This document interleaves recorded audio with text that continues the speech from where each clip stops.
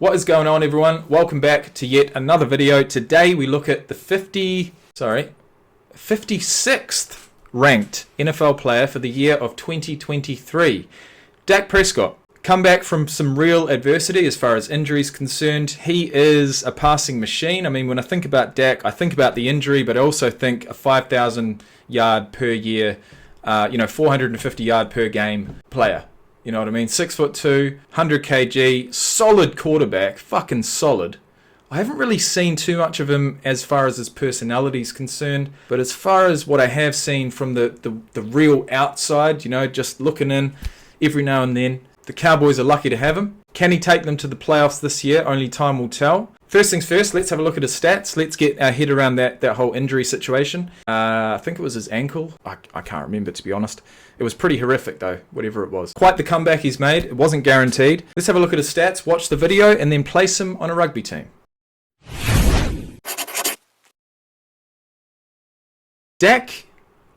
Rain Dakota Prescott was born July 29th, 1993. He's 30 years of age, 6'2", 228 pounds. Played college football at Mississippi State, got picked up in the 4th round of the 2016 draft with pick number 135. He's been a Cowboy ever since. He was the Offensive Rookie of the Year in 2016, and he was the Walter Payton NFL Man of the Year in 2022. He's listed as being 6'2" and 1/4 of an inch, 1.89 m for those in, anywhere but America, really. 226 pounds, 4'7" for the 40-yard dash. He's got big hands, almost 11 inches, 32.5 inches in the vertical, 9'8" on the broad jump, and a score of 25 on the Wonderlic. This is interesting. The Cowboys entered the 2016 draft with a plan to acquire a young quarterback to develop behind Tony Romo. After failing to trade up to select Paxton Lynch and Connor Cook, who the fuck are those guys? They selected Prescott in the 4th round. He was signed to a 4-year deal. He's played 97 total games, 12 last year. 2020 must have been the season where he was taken out. But being that he only played 12 last year, he must have got injured as well. He got a right thumb injury. He would miss 6 to 8 weeks. Returned in week 7. Got injured in week 1. So 97 total career games. He's got a win-loss record of 61-36, 24,943 career passing yards, 166 career passing touchdowns. He's rushed the ball for 1,642 yards over his 7-year career.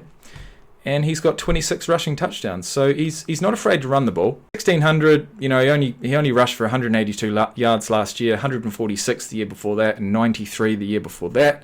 I feel like he's gone from being more of a running quarterback into more of a passing quarterback. I mean, he's always been a passer, but it does look as if his not only attempts to rush the ball, but also his total yards has just really dropped off since 2020. But that's okay. Quarterbacks aren't there to run the ball. They're there to have the option to run the ball, but fundamentally, they are passers of the ball. Okay, 2 games in the postseason last year, 511 total yards, 5 touchdowns, 11 rushing attempts for 46 yards. He got sacked twice in 2 games, which is not terribly bad.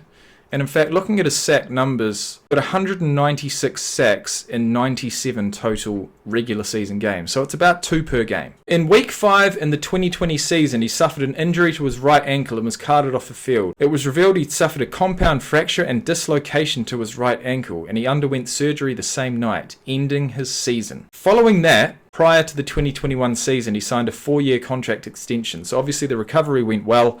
For $160 million, 4-year extension. Wowee. But we're not back in 2020 or 2021 anymore, guys. This is 2023, and this is the top 100 players in 2023. Dak's unbelievable. I mean, I love the guy. He's our captain. He's our guy that everyone looks to, and he puts that all on his shoulders and goes out there and performs.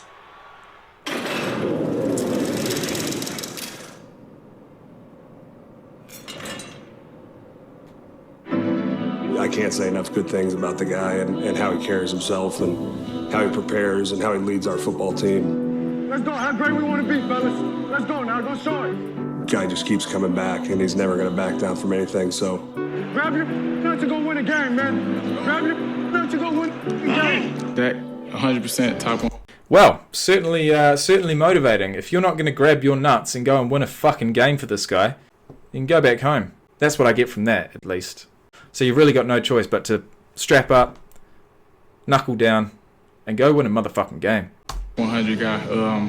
You just look at our record, since he's come back, look at the numbers we put up on offense, and, it's hard to deny it. Despite breaking his thumb in the season opener, I've got to be honest, as far as quarterbacks are concerned, he's kind of like, he's a middle, as far as like the statistics, as far as the physical statistics. His height is like mid-range. His weight is up there. So it's 6'2" at 100k. I think of him as I look at him as a running back. He doesn't look like a quarterback to me. His size and his physical abilities scream running back to me. They do. Even just the look of him, I don't know what it is. I don't. He's a good-looking guy. I mean, he's a good-looking cat. I don't know. Everything. It just seems too good to be true that he's a quarterback. You know what I mean? 6'2", 102 kg. I mean, that's a running back, isn't it? Dak Prescott returned and led the Cowboys to the playoffs for the 4th time in his career. There's that one pass that just sticks out to you. You know which one I'm going to go with. I'm going with the one, Minnesota, the deep bomb. I told him on the sideline I've been waiting for that one all year, so hopefully we can get some more. Prescott goes back to pass. Fade, right. Pollard caught Effortless. 40, 30, 20 near Go, boy. the sideline. Touchdown, Dallas Cowboys. Henry, you called it, we gonna holler. With Dak under... Sorry, what? Henry, you called it, we gonna holler. You call it, we gon' hole it. With Dak under center, Dallas was the 3rd highest scoring team in the NFL. Dallas 71. Can you see him playing for another team? Best in the NFL.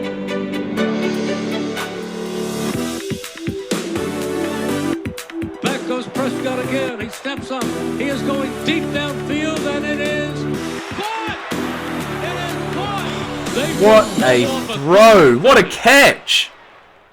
Dak, our last game, bro, I was trying to, our team sack record, I was trying to break it, but he's not letting me have it, man. Little duress, runs up out of the pocket, avoids a sack, still going at the 40. So he's confident in the pocket. Bang off the left. Filled with a first down. Breaks the tackle. He's really good in the pocket. He knows how to feel the pocket. He knows how to use his linemen. He knows how to, just get away from linemen. He's pretty good. His ability to read Hey, it's pretty good. defenses makes him an elite dual-threat quarterback.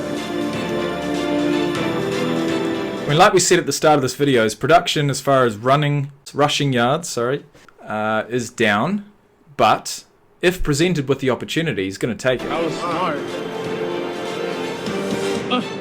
That was some Dak. In the wild card round, Dak outperformed Tom Brady.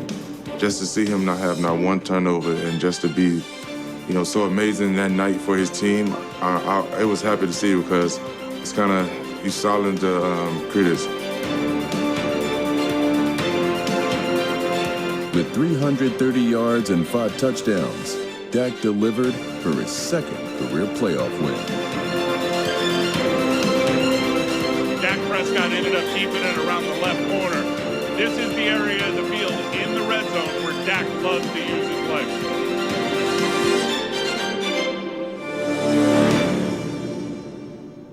He doesn't care what people are saying about him. He's going to come back stronger.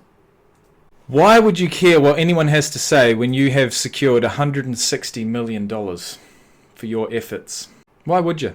You wouldn't. Either way, all right, so here we go. This is going to be interesting. We're going to place Dak Prescott in a rugby team if he was to take off the pads and the helmet and strap on some boots. We call them, not cleats. They're boots, mate. Boots.